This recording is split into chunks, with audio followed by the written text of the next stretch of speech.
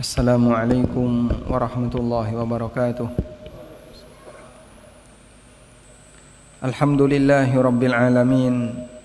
Wassalatu wassalamu ala ashrafil mursalin Nabiyyina wa maulana Muhammadin wa ala alihi wa sahbihi ajma'in. Wa ashhadu an la ilaha illallah wahdahu la syarika lah. Wa ashhadu anna Muhammadan abduhu wa rasuluh. Salawatu rabbi wa salam. Belakangan bahwa pintu ijtihad telah ditutup, sehingga sudah tidak ada lagi kesempatan bagi siapapun yang belajar agama di masa belakangan untuk berijtihad. Adanya adalah tinggal ikuti saja apa yang sudah digariskan oleh para ulama masa silam. Yang dimaksud di sini adalah seseorang sudah tidak boleh lagi untuk berijtihad. Sekarang kita akan baca terlebih dahulu. Silahkan bagi yang punya buku dibuka halaman 202. Apakah pintu ijtihad telah ditutup? Tafadhal. Pengantar ijtihad yang ketiga, apakah pintu ijtihad telah ditutup? Pada awal abad 6 Hijriah tersebar pemahaman di masyarakat bahwa pintu ijtihad telah tertutup. Salah satu sebabnya adalah derasnya fenomena ta'assub atau fanatik terhadap madhab para ulama ketika itu, sehingga sebagian di antara mereka melarang untuk keluar dari keterangan para ulama madhab yang sudah tertuang dalam buku-buku fikih. Jadi pemahaman pintu ijtihad tertutup yang dimaksud adalah orang tidak boleh keluar dari madhab yang sudah ada. Anda mau pilih madhab Hanafi, mau pilih madhab Maliki, mau Syafi'i, mau Hambali, terserah. Tapi nggak boleh keluar dari empat ini. Sehingga tidak boleh misalnya mengatakan sebuah pendapat yang tidak sejalan dengan salah satu dari empat madhab ini. Selanjutnya, di dalam suasana seperti itu, sebagian di antara mereka menyebarkan pernyataan bahwa pintu ijtihad sudah ditutup, untuk memutus peluang bagi orang yang hendak berijtihad terhadap dalil agar tidak menyalahi pendapat para ulama pendahulunya. Ada sebagian ulama yang mendukung pernyataan ini dengan tujuan menghalangi orang yang bodoh dalam masalah agama agar tidak bermain-main dengan hukum syariat atau mempermainkan dalil dengan kesimpulan menyimpang dengan alasan berijtihad. Baik. Jadi kalau kita lihat di paragraf yang kedua, ada sebagian ulama yang mendukung pernyataan bahwa pintu ijtihad telah ditutup dengan maksud menghalangi adanya orang yang tidak paham agama, orang bodoh. Kemudian dia menyampaikan sebuah pernyataan yang tidak pernah dikatakan oleh ulama siapapun, 100% hal yang baru. Nah, dari sini kita bisa lihat bahwa kalimat pintu ijtihad telah ditutup ada kalanya untuk tujuan kebenaran, ada kalanya keliru dari sisi pemaknaan. Oleh karena itu saya ungkapkan dengan tanda tanya, apakah pintu ijtihad telah ditutup? Sebab ternyata di sana ada juga sebagian ulama yang membenarkan kalimat itu dengan maksud agar mereka yang tidak punya keahlian agama, mereka yang bodoh agama, tidak bicara masalah agama secara ngawur dengan alasan saya juga berijtihad.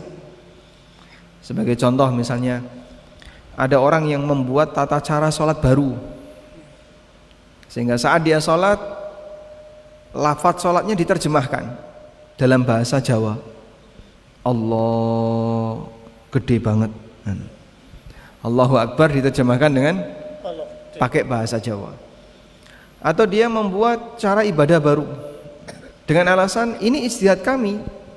Ya, contoh sederhana seperti tidak jauh di tempat kita, ada orang yang menetapkan tanggal 1 Ramadan atau tanggal 1 Syawal tapi dengan metode ngawur, telepon Tuhan misalnya. Sehingga dia tanya kapan hari rayanya, Jemuah Pon, maka hari Jumat ditetapkan sebagai hari raya, padahal bulan Ramadan masih kelihatan. Bulannya ketika Ramadan itu masih kelihatan. Jadi jangankan sudah terbit hilal, bulannya aja masih kelihatan. Hilal kan bulannya hilang dulu, baru nanti besoknya terbit hilal. Tapi seperti itu mungkin saja dia beralasan kami juga beristihad. Ya ngawur seperti ini. Kalau kayak gini caranya, maka agama akan jadi rusak. Nah, sebagian ulama kemudian mengatakan ijtihad sudah tertutup, sehingga kamu hanya boleh mengikuti apa yang sudah ada, jangan ngarang sesuatu yang baru. Sekarang kita baca lanjutannya. Dalam ensiklopedia fikih dinyatakan walladzina aftau bi iqfali babil ijtihad innama naza'u an khaufin min ayyad'iya al-ijtihad amthalu haula wa an yaftariya 'ala Allahi al-kadhiba fayaquluna hadha halalun wa hadha haramun min ghairi dalilin wala burhanin wa innama yaquluna dzalika irda'an lil hukam. Mereka memfatwakan bahwa pintu ijtihad telah tertutup karena khawatir akan adanya orang yang mengklaim ijtihad. Lalu mereka membuat kedustaan atas nama Allah. Mereka mengatakan ini halal, ini haram, tetapi tanpa dalil dan bukti. Mereka melakukan itu agar disayang oleh pemerintah. Nah, jadi tujuan ulama menyatakan demikian dalam rangka apa tadi? Memutus peluang terjadinya atau munculnya orang yang bicara ngawur dalam masalah agama dengan alasan ijtihad. Maka dilihat dari tujuan ini salah atau benar? Dilihat dari tujuan ini, mereka yang mengatakan ijtihad sudah tertutup dengan maksud ini salah atau benar? Kalau dilihat dari tujuannya benar. Cuman menyatakan ijtihad tertutup ini keliru. Karena pintu ijtihad selalu terbuka bagi mereka yang punya keahlian di sana. Selanjutnya ada lanjutan penjelasan. Innal qawla bi hurmatil ijtihad wa iqfali babihi jumlatan wa tafsilan la yattafiqu ma'a syari'ati nassan wa ruhan wa innamal qawlatu as-sahihatu hiya ibahatuhu bal wujubuhu ala man tawaffarat fihi syurutuhu lianna al-ummata fi hajatin ila ma'rifatil ahkam asy-syar'iyyah fima jadda min ahdatsin lam taqa' fil usuril qadimati. Pendapat yang mengatakan tentang haramnya ijtihad dan bahwa pintu ijtihad sudah tertutup secara total adalah pendapat yang tidak sejalan dengan dalil dan prinsip syariat. Pernyataan yang benar adalah ijtihad itu boleh, bahkan wajib bagi orang yang telah memenuhi syarat berijtihad, karena umat sangat butuh untuk mengenal hukum terhadap permasalahan baru yang tidak pernah terjadi pada masa silam. Baik, alhamdulillah. Nah, sekarang mungkin kita bisa berikan rincian mengenai peluang ijtihad di masa belakangan. Baik, tadi kita sudah menyebutkan tentang apakah pintu ijtihad sudah tertutup. Jawabannya, bagi mereka yang tidak punya keahlian ijtihad, tertutup untuk berijtihad. Dan ini disepakati oleh siapapun. Sehingga kalau dia bukan ulama, dia tidak punya keahlian, tidak memenuhi syarat sebagai mujtahid, ya jangan berijtihad. Selanjutnya, bagi mereka yang punya kemampuan berijtihad, apa yang dimaksud dengan ijtihad tersebut? Bagi yang punya kemampuan berijtihad, yang dimaksud dengan ijtihad adalah menggali hukum dari dalil yang mereka dapatkan. Dan yang namanya hukum itu bisa jadi generasi tertentu diketahui, kemudian setelah itu mulai hilang, lalu muncul kembali, diketahui lagi.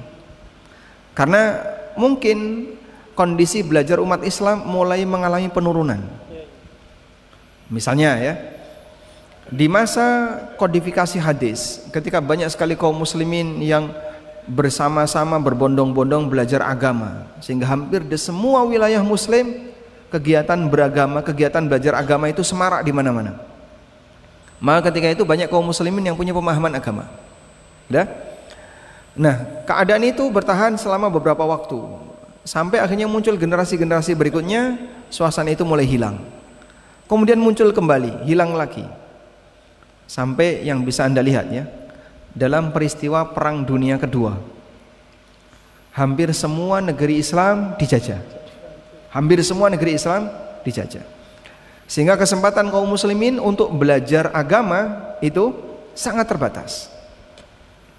Maka seperti kondisi masyarakat kita, mayoritas muslim sejak zaman Belanda sampai sekarang. Lalu pada saat mereka mayoritas muslim, yang bisa baca Quran itu berapa persen?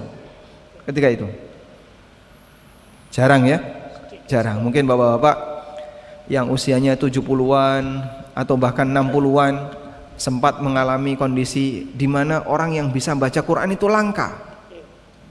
Hanya baca Quran saja. Sehingga kalau sampai ketemu orang baca kitab gundul, wah itu istimewa. Hanya bisa baca kitab gundul. Cuman bisa baca Riyadhus Shalihin itu luar biasa sudah. Hanya bisa baca kitab Bulughul Maram itu sudah luar biasa. Mereka nemu buku Bulughul Maram, nemu buku Riyadhus Shalihin, itu sudah jadi referensi yang hebat ketika itu. Sehingga mereka tidak menyimpan referensi dalam jumlah banyak selain buku-buku Indo yang masih tersisa. Sebab kaum muslimin mengalami situasi di mana mereka sempat terbatas ketika belajar dalam kurun waktu yang lama sekali. Nah, kondisi seperti itu bertahan selama beberapa waktu. Sehingga tahun 90-an ya, bisa bahasa Arab jarang nggak Pak? Langka sekali. Awal tahun 2000-an yang bisa bahasa Arab langka. Kajian tentang masalah riba nggak ada. Fikih muamalah nggak tersentuh, sehingga hampir di semua wilayah tidak ada pengajian-pengajian seperti itu. Umat Islam tidak ngerti ngertinya fikih toharoh, ya sedikit-sedikit ngerti. Tentang pesolatan dikit-dikit ngerti. Tentang carane wudhu sing bener dikit-dikit wudhu, dikit-dikit ngerti. Tapi mereka diajari untuk sebuah yang sangat sedikit, untuk sesuatu yang sedikit sekali. Ya mungkin Anda pernah mengalami situasi itu, gitu ya. Sekarang yang bisa baca kitab gundul banyak. Alumni Madinah itu tiap tahun yang Indonesia itu ratusan. Tiap tahun 100 sekian lulus dari Madinah S1. Ada yang lanjut S2, ada yang pulang. Belum lagi yang Ummul Qura, belum yang di Riyadh, belum lagi yang di Libya nggak terhitung, banyak sekali. Dan mereka bisa baca kitab gundul semuanya. Lalu termasuk juga yang menghafal Quran. Zaman dulu yang menghafal Quran langka nggak Pak? Langka sekali. Jangankan menghafal Quran, menghafal juz amma saja langka. Itu dulu. Di masa kaum muslimin kehilangan banyak sekali suasana orang yang berilmu. Sekarang banyak sekali. Sehingga cari orang yang hafal Quran nggak sulit untuk masa sekarang ya. Cari orang yang bisa baca kitab gundul sangat banyak untuk saat ini. Apalagi dengan kemudahan akses internet, orang bisa belajar agama dengan demikian mudah. Cukup searching di Google, dibantu AI, keluar jawaban. Itu sekarang. Sehingga kadang orang sekarang mulai mempertanyakan, dhisik iki ra tau ngerti kaya ngene iki. Nah, gitu ya. Makanya ketika kita menyampaikan sesuatu, Pak Ustadz, saya baru pertama kali ngerti kayak gini. Dulu itu tidak pernah ngerti kayak gini. Ada dua cara manusia dalam menyikapi. Ada yang dia jadikan itu sebagai dalil untuk penolakan. Sehingga saat kita beritahu, Pak, yang benar tuh kayak gini, aku kan dhisik ora tau ngerti kayak gini, dari dulu saya nggak pernah ngerti kayak gini, mesti ini salah ini. Nah, jadi alasan dia nggak tahu dijadikan sebagai, atau kondisi dia nggak tahu dijadikan sebagai alasan untuk menyalahkan ilmu yang baru saja dia dapatkan. Dan saya pernah digitukan. Inilah lucunya orang ya. Saya pernah ngisi sebuah pengajian, pesertanya terbatas karena itu di rumah warga. Sudah cukup lama, mungkin ya, 2016 atau 2015. Jauh sebelum ada ANB Channel, berarti 20 tahun, 10 tahun yang lalu ya. 10 tahun yang lalu. Selesai saya menyampaikan kajian, saya ceritakan tentang adab ini seperti ini, saya sebut waktu itu membahas tentang adab hujan. Tiba-tiba ada salah satu di antara mereka, dan itu tokoh di kampung itu. Baru pertama kali saya ngerti kayak gini, dan gak pernah saya itu pernah ketemu Gus ini, ketemu Habib ini, ketemu Kiai ini, gak pernah diberitahu seperti ini. Nah, mesti awak mungkin ngarang. Loh, padahal kita cuma ceritakan inilah dalilnya, teks hadisnya kayak gini. Sehingga ketidaktahuan dia dijadikan dalil untuk menolak kebenaran yang baru dia ketahui dengan alasan dulu nggak pernah tahu. Baik. Lucu nggak kayak gini, Pak? Nah, itu salah satu contoh. Yang kedua, ada kondisi orang ketika dia nggak tahu, kemudian dia baru tahu, dia merasa bersyukur, dan itu menjadi pemicu bagi dia untuk mau belajar lebih serius. Saya baru tahu pertama, alhamdulillah Pak Ustadz, saya dikasih tahu, selama ini saya nggak pernah ngerti kayak gitu. Terima kasih, saya sudah diberitahu. Dia malah berterima kasih, dia bersyukur. Ya pancen awake dhewe iki wong bodoh, kudu sinau sing kathah. Dia menyadari kalau dia tidak tahu, menyadari kalau dia adalah orang yang bodoh, harus belajar lebih banyak. Itulah masa di mana banyak sekali kondisi kaum muslimin tidak banyak ngerti tentang masalah agama. Baik. Nah, situasi ini sempat terjadi di Timur Tengah. Jadi sebelum kehadiran beberapa ulama kibar yang namanya kita kenal, seperti Muhammad Rashid Ridho atau beberapa ulama generasi setelahnya seperti Syekh bin Baz, Syekh Ibnu Utsaimin, itu kan generasi setelahnya ya. Walaupun selisihnya nggak jauh, termasuk Syekh Albani. Banyak kaum muslimin yang nggak ngerti tentang sunnah-sunnah dalam aneka ibadah. Ketika datang para ulama-ulama ini, seolah-olah seperti ada sesuatu yang baru ngerti sekarang.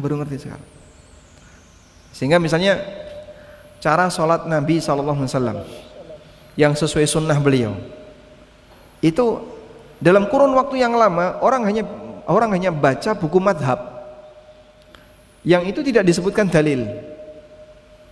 Begitu muncul sifat sholat Nabi SAW, karya Syekh Albani, baru orang ngeh, oh baru tahu kita kalau ada dalilnya kayak gini. Sampai di beberapa negara seperti Kuwait, kemudian di Saudi sendiri, di Mesir, penyebaran buku ini luar biasa. Dan sampai pada kelas masyarakat awam mereka bisa memahami gimana cara sholat sesuai sunnah. Karena yang dulu terkubur lama sebenarnya dibahas oleh para ulama, tapi di buku-buku yang terpisah gitu ya. Ada di sini, ada di sini. Nah, itu dikumpulkan oleh Syekh Albani, jadilah sifat sholat Nabi SAW. Lalu dengan itu orang jadi melek. Oh kayak gini tuh dalilnya, yang selama ini mereka nggak tahu. Nah, sehingga beliau bukan membuat sesuatu yang baru, tapi menjahit serpihan-serpihan yang terpisah di banyak tempat. Karena sebenarnya nulis buku itu kan seperti menjahit. Saya sendiri ketika nulis buku itu ya seperti gayanya orang jahit ya. Ada serpihan apa, nemu di bawah dijahit, nemu lagi dijahit, terus dirangkai, sudah. Setelah jadi rangkaian, akhirnya jadilah sebuah buku, silahkan Anda baca. Karena Menulis itu menjahit, merangkai. Ini juga pernah dinyatakan oleh Dr. Irwandi Tarmizi, hafizahullah ta'ala wara'ah, saat beliau bercerita tentang buku Harta Haram Kontemporer itu. Beliau sampaikan, ya saya hanya menjahit saja. Ini fatwa tak kumpulin, kemudian saya buat sistematis, dikelompok-kelompokkan. Ini masalah A, masalah B, masalah C, dijahit jadi buku.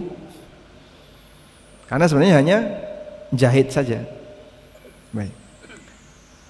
Dari sinilah kita bisa melihat bahwa yang dimaksud ijtihad itu tidak tertutup adalah seseorang dia punya peluang besar untuk beristihad, menampakkan kebenaran di tengah umat dengan cara menyampaikan kepada mereka hal-hal yang dulu tidak dipahami oleh kaum muslimin karena terkubur sebab ilmu itu sempat tidak diketahui oleh orang dalam waktu yang lama. Baik, maka tidak ada istilah ijtihad tertutup, sehingga dengan demikian siapapun berhak untuk beristihad, dalam arti dia menampakkan sesuatu yang sudah lama terkubur di tengah masyarakat. Namun bukan berarti ini membolehkan adanya pendapat baru atau tata cara beragama baru, sebab tidak boleh ada tata cara beragama yang baru atau pendapat yang baru. Wallahu alam. Baik, sekarang kita akan lanjutkan ke catatan keempat. Apa saja syarat bagi orang yang boleh beristihad? Nah, baik. Pengendara ijtihad yang keempat, apa saja syarat orang yang boleh berijtihad? Untuk melakukan ijtihad ada beberapa syarat yang perlu dipenuhi. Dalam materi ini setidaknya ada 3 kesimpulan yang kita dapatkan. 1. Menghargai posisi ulama mujtahid atas perjuangan mereka dalam belajar hukum syariat. 2. Mengetahui batasan seorang mujtahid sehingga bisa membedakan antara mujtahid asli dan orang yang mengaku dirinya mujtahid. 3. Memahami arah belajar bagi siapapun yang hendak menyiapkan diri untuk menjadi mujtahid. Baik. Jadi dengan mempelajari syarat orang yang boleh beristihad, ada 3 pelajaran yang bisa kita ambil. Saya ulang ya. Jadi kenapa kita perlu belajar tentang syarat beristihad? Ada 3 tujuan di sini ya. 1. Memahami bagaimana posisi ulama mujtahid, sehingga kita bisa menghargai mereka atas perjuangan besar mereka dalam belajar. Belajar itu berat enggak Pak? Sangat berat. Hah? Belajar enggak Pak? Sangat berat. Berat? Lebih berat mana? Kerja atau belajar? Belajar. Belajar. Nyambut gawe kalau belajar lebih berat mana? Pendino nyambut gawe belajar mesti. Lebih berat mana Mas? Lebih berat belajar. Jenengan pilih mana?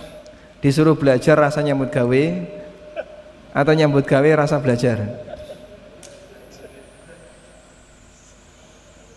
Misalnya Pak Imam, kita buat lomba belajar, kuat-kuatan belajar. Kira-kira sanggup nggak Pak? Jadi nanti dengan kejujuran masing-masing pribadi, buat catatan jam belajar. Misalnya jenengan belajar, saya mulai buka buku jam 7 malam, bar sholat isya, habis makan, sudah? Silakan baca apapun yang bisa dibaca selain novel. Spesialis itu ada jalurnya nggak Pak? Ada? Ada. Anda bawa kemana anak itu Pak? Kalau Anda arahkan, anak saya akan saya jadikan dokter spesialis. Akan Anda bawa kemana dia?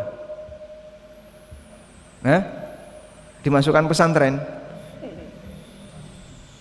Masukkan pesantren, kamu harus menghafal Quran, habis itu belajar usul fikih. Setelah belajar usul fikih, nanti belajar ilmu waris. Terus belajar ini. Lah kapan ilmu dokternya? nanti setelah kamu usia 60 tahun. Ya ora sida. Begitu?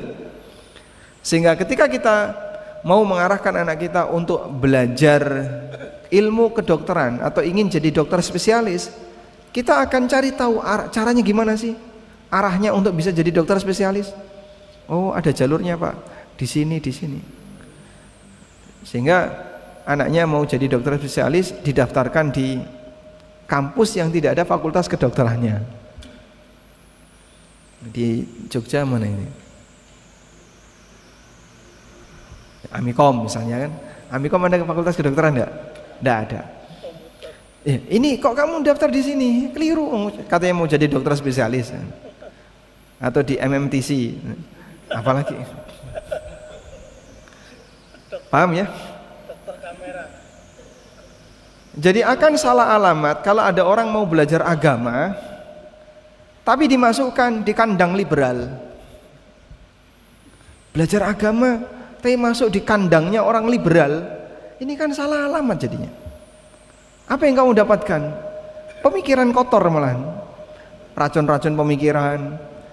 Sehingga aneka syubhat dia terima. Maka dia ngomong jadi ngawur semuanya. Sebab dia salah alamat. Makanya arah belajar itu menyesuaikan cita-cita yang ingin dicapai. Sehingga kalau yang bersangkutan, saya bercita-cita mau menjadikan anak saya sebagai mujtahid. Kira-kira arah belajarnya seperti apa? Coba kita lihat di bawah ini. Silahkan. Terkait syarat mujtahid, secara umum syarat ijtihad ada dua. Satu, persyaratan yang berkaitan dengan mujtahid. Dua, persyaratan yang berkaitan dengan materi ijtihad. Jadi kalau yang pertama berkaitan dengan orangnya, kalau yang kedua berkaitan dengan materinya. Ada syarat berkaitan dengan orangnya, ada syarat berkaitan dengan materinya. Sekarang kita lihat lebih detail. Di dalam Al-Usul min Ilmil Usul halaman 85 karya Ibnu Utsaimin menyebutkan 6 syarat mujtahid. 1. Memahami dalil-dalil syariat yang dibutuhkan ketika berijtihad, seperti ayat Al-Quran maupun hadis yang berbicara tentang masalah hukum tertentu. 2. Memiliki pengetahuan tentang hadis yang sahih dan dhaif, seperti memahami sanad dan rijal hadis. Baik, nomor 1 dulu. Dia harus paham Quran. Jangan sampai mujtahid gak ngerti teks Quran. Tapi perlu diingat, bukan syarat hafid Quran. Bukan syarat harus hafal Quran. Bahkan Syekh Muhammad Hassan, salah satu tokoh di Mesir ya, pernah dijadikan saksi ahli di mahkamah Mesir. Ada videonya ya. Beliau ditanya, apakah syarat ijtihad harus hafal Quran? Lalu kata beliau, aku nggak tahu seorang pun ulama yang mengatakan seperti itu. Dan memang bukan syarat ijtihad itu harus hafal Quran. Tapi dia ngerti Quran. Kok bisa, Pak? Ngerti tidak harus hafal. Dosen yang belajar buku teknik tertentu misalnya, dia baca buku itu, dia ngerti, paham isinya, tapi dia nggak hafal. Sehingga kalau disuruh membaca dengan hafalan, ya enggak nyambung, kalimat per kalimat enggak nyambung, tapi ngerti. Paham ya? Sehingga antara ngerti dengan hafal sama atau beda? Beda. Maka ulama mujtahid itu ngerti isi Quran, tapi dia enggak hafal Quran. Ya. Walaupun jarang ulama mujtahid yang tidak hafal Quran. Rata-rata yang namanya ulama mujtahid hafal Quran. Ya. Baik. Selanjutnya, posisi mereka ngerti Quran itu gimana, Pak? Dia tahu teks ini Quran, teks ini bukan Quran. Maka kalau ada orang misalnya bicara ngawur pakai bahasa Arab, dia tahu ini pasti bukan Quran. Karena tidak ada teks seperti itu yang pernah dia baca. Walaupun tidak dia hafal semuanya. Dan dia ngerti maknanya. Maka saat ada orang baca Quran, dia tahu ayat ini berbicara tentang ini, ayat ini berbicara tentang ini, dia tahu. Ini yang pertama. Yang kedua, memiliki pengetahuan tentang hadis sahih dan dhaif, seperti memahami sanad dan rijal hadis. Jadi yang kedua ini, dia ngerti hadis sahih dan hadis dhaif, maka dia bukan korban broadcast di WA yang sering ya kita jumpai. Barang siapa yang berbahagia, bergembira ketika datangnya bulan Rajab, maka Allah akan haramkan dia masuk neraka. Nanti ketika Sya'ban, barang siapa yang berbahagia ketika datangnya bulan Sya'ban, Allah haramkan dia masuk neraka. Redaksinya sama, ganti nama bulan. Bulan Ramadan, ganti nama Ramadan. Dan saya ketemu seperti itu. Pertama saya mendengar hadis itu, man fariha bidukhuli Ramadan harramallahu wajhahu 'alan niran. Barang siapa yang bergembira dengan masuknya bulan Ramadan, Allah haramkan wajahnya tersentuh neraka. Terus saya dapat broadcast WA, barang siapa man fariha bidukhuli Rajabin harramallahu wajhahu 'alan niran. Barang siapa yang gembira dengan datangnya bulan Rajab, Allah haramkan dia masuk neraka. Ganti bulan, ganti lagi, ngawur. Dan dalam kurung HR Bukhari dipercaya. Nah, ulama mustahid dia baca kayak gitu tahu ini palsu. Dia tahu, walaupun dia bukan ahli hadis yang fokus bicara masalah hadis, tapi setidaknya dia ngerti hadis kayak gini nggak layak dipakai. Hadis seperti ini tidak layak dimanfaatkan, tidak layak dipakai, tidak layak jadikan dalil. Demikianlah pengetahuan hadis bagi ulama mustahid. Yang ketiga, untuk selama-lamanya. Sehingga kalau orang melakukan pernikahan dengan cara mut'ah, maka statusnya batal dan hubungan badannya adalah zina. Selanjutnya, menyatakan sesuatu yang menyalahi ijma', ini juga nggak boleh. Kalau sudah ijma', finish, sudah selesai.